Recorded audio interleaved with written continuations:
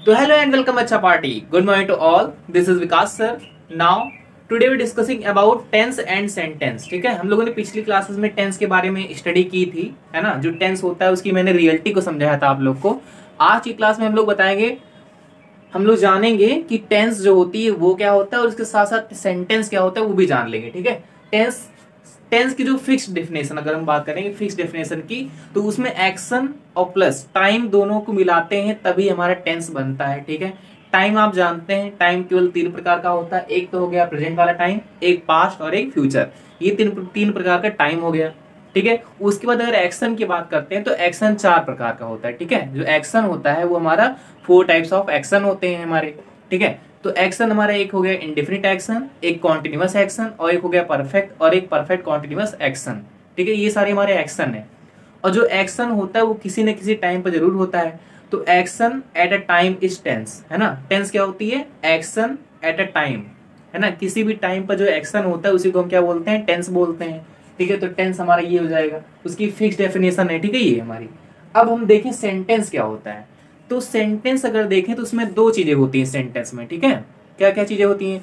एक होता है सेंस और एक होता है टेंस, है ना। कोई भी अगर सेंटेंस देखेंगे हम उसमें, तो उसमें क्या रहेगा कि उसका जो सेंटेंस रहेगा उसमें टेंस रहेगी, है ना। एक प्रॉपर टेंस कोई ना कोई रहेगी और उसका एक प्रॉपर कोई ना कोई सेंस बनेगा। ठीक है, सेंस का मतलब कोई ना कोई मतलब बनेगा, तब वो मतलब सेंसेबल सेंटेंस कहलाएगा, है ना। उसको एक सेंटेंस बोलते हैं। मतलब सेंस और टेंस दोनों मायने रखती है किसी भी सेंटेंस को बनाने के लिए। ठीक है, जो टेंस होती है उसको तो हम लोग को पता करना पड़ेगा, उसके हेल्पिंग वर्ब से पता चलेगा कि कौन सी टेंस है ना। वैसे मैंने बताया आप लोग को, यहाँ 3 जो है ये जो इस 4 से मिलेगी तो 12 टेंसेस बन जाएगी। ये 12 टेंसेस को हम लोग अलग अलग कैसे जानेंगे, कौन कौन सी टेंस किसकी किसकी है, तो वो जानेंगे हम लोग हेल्पिंग वर्ब से। कैसे जानेंगे?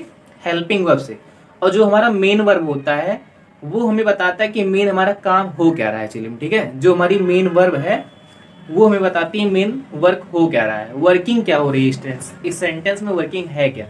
ठीक है, और आपको बता दूं कि जो सेंटेंस होता है उसमें एक जो मुख्य भूमिका निभाता है वो होता है सब्जेक्ट, है ना। बिना सब्जेक्ट का मतलब कोई काम हो ही नहीं सकता है। आप खुद ही सोचिए कि अगर जब तक सब्जेक्ट नहीं रहेगा, मतलब काम करने वाला ही नहीं रहेगा, तो काम होगा कैसे? कि नहीं, जब काम करने वाला होगा ही नहीं तो काम होगा कैसे, है ना। और जो काम कर रहा है वो कुछ ना कुछ करेगा भी, है ना। मतलब कि ऑब्जेक्ट भी होना चाहिए, मतलब कोई ऑब्जेक्ट होना चाहिए काम करने के लिए और कोई करने वाला भी होना चाहिए। तो ये दोनों एक सेंटेंस में एकदम नेसेसरी हैं, ये दोनों होने चाहिए। ठीक है, उसके बाद इन दोनों को जोड़ेंगे कैसे? तो इन दोनों जोड़ेंगे कैसे? जब कोई काम करेंगे। ठीक है, जो सब्जेक्ट जो है कोई काम करेगा ऑब्जेक्ट पर, है ना। जब सब्जेक्ट जो है ऑब्जेक्ट पर कोई काम करेगा तब सब्जेक्ट और जो ऑब्जेक्ट होता है वो लिंक करेगा। क्या करेगा वो? तब लिंक करेगा। ठीक है, तो ये लिंक कैसे होगा? तो इन लिंक करने के लिए वर्ब होती है, मतलब इन दोनों को वर्क करेंगे, मैं वर्क की बात कर रहा हूँ ना, दोनों काम करेंगे तो इनके बीच में वर्ब आएगी। क्या आएगी? वर्ब। तो अब हम जानेंगे कि वर्ब क्या होती है ना। वर्ब हमारा वर्क होता है, वो जो वर्किंग होती है हमारी वही वर्ब होती है। तो वर्ब 2 टाइप्स की होती हैं, एक हो गई हेल्पिंग वर्ब और एक हो गई मेन वर्ब। अगर इन दोनों वर्ब्स को मतलब कंबाइन करके देखें तो उसे बोलेंगे हम वर्ब कंपाउंड। क्या बोलेंगे उसे? वर्ब कंपाउंड बोलेंगे। जैसे अगर हम देखें यहाँ पे हमारा हेल्पिंग वर्ब है, यहाँ पे देखें वर्ब जो होती है वो हेल्पिंग वर्ब हो गई एक और एक हो गई मेन वर्ब। मेन वर्ब और हेल्पिंग वर्ब को दोनों अगर मिलाकर देखेंगे, है ना, हेल्पिंग वर्ब और मेन वर्ब, इन दोनों को जब मिलाकर देखेंगे तो एक बोलेंगे वर्ब कंपाउंड। क्या बन गया हमारा? वर्ब कंपाउंड बन गया, ये बताएंगे। ठीक है, उसके बाद हम देखेंगे जो हेल्पिंग वर्ब होता है, हेल्पिंग वर्ब वो 2 टाइप्स का होता है। एक तो हो गया बेसिक हेल्पिंग वर्ब, है ना, जो बेसिकली हेल्पिंग वर्ब होती है वो हो गई। और एक हो गया मॉडल वाला हेल्पिंग वर्ब, मॉडल, है ना, मॉडल हेल्पिंग वर्ब, जिसमें विल, सेल वगैरह वगैरह आता है, वुड, मे, माइट, ये सब चीजें आती हैं एसेट्रा, है ना। बहुत सारी चीजें आती हैं मॉडल वाले हेल्पिंग वर्ब में। और एक होता है बेसिक हेल्पिंग वर्ब। जो बेसिक हेल्पिंग वर्ब होती है उसमें बी, हैव, डू, ये सब चीजें आती हैं। ठीक है, जो बेसिक हेल्पिंग वर्ब है उसको हम लोग देखते हैं, थोड़ा सीरियसली देखते हैं उसको अच्छे से, क्योंकि यही सब चेंज करते करते हम लोग को टेंस अलग अलग पता चल जाती है कौन सी टेंस कैसे कैसे है। ठीक है, तो मैं एक बार फिर से आपको बता दूं कि कोई भी सेंटेंस बनाने के लिए आपको सब्जेक्ट चाहिए होगा, उसके साथ साथ हेल्पिंग वर्ब चाहिए होगी।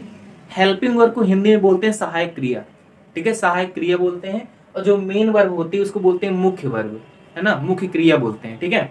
और उसके बाद भी हमारा सेंटेंस मतलब ऐसे कंप्लीट नहीं होगा, उसमें कॉम्प्लीमेंट वगैरह लगेंगे तो सेंटेंस हमारा कंप्लीट हो जाएगा, ठीक है। Subject plus helping verb plus main verb हमारा सेंटेंस कंप्लीट हो जाएगा। और हम अगर हेल्पिंग वर्ब और मेन वर्ब को एक साथ समझने की कोशिश करें तो इनको बोल सकते हैं वर्ब कंपाउंड। क्या बोलेंगे? वर्ब कंपाउंड बोलेंगे। अब वर्ब की फर्स्ट फॉर्म, वर्ब की second form, third form, verb की आईएनजी फॉर्म, है ना, वर्ब की आईएनजी फॉर्म और वर्ब में यस या यस फॉर्म लगा देंगे। तो वैसे तो देखें जो मेन वर्ब होती है वैसे तो बेसिकली 3 ही होती है, लेकिन जो हमारी बेसिक फॉर्म होती है मतलब बेस फॉर्म अगर कह लें तो ये बेस फॉर्म होती है। वर्ब की फर्स्ट फॉर्म क्या है? बेस फॉर्म है। तो इसी बेस फॉर्म में अगर आईएनजी लगा देंगे, है ना, इसी बेस फॉर्म में अगर आईएनजी लगा देंगे तो एक नई वर्ब बन जाएगी, ठीक है, एक नई वर्ब क्रिएट हो जाएगी। उसके बाद अगर इसमें देखें उसी वर्ब की फर्स्ट फॉर्म मतलब कि बेस फॉर्म में हम क्या लगा दिए? यस या यस लगा दिए तो एक वर्ब और बन गई, है ना, जिसे हम फिफ्थ वर्ब भी बोल सकते हैं। लेकिन फिफ्थ वर्ब बोलना ठीक नहीं है, इसलिए हम यहाँ पे फर्स्ट सेकंड थर्ड वर्ब हो गई और ये वर्ब की फर्स्ट फॉर्म में आईएनजी लग गया है और ये वर्ब की फर्स्ट फॉर्म में क्या लग गया? यस या यस, ठीक है। तो जो हमारी बेसिक हेल्पिंग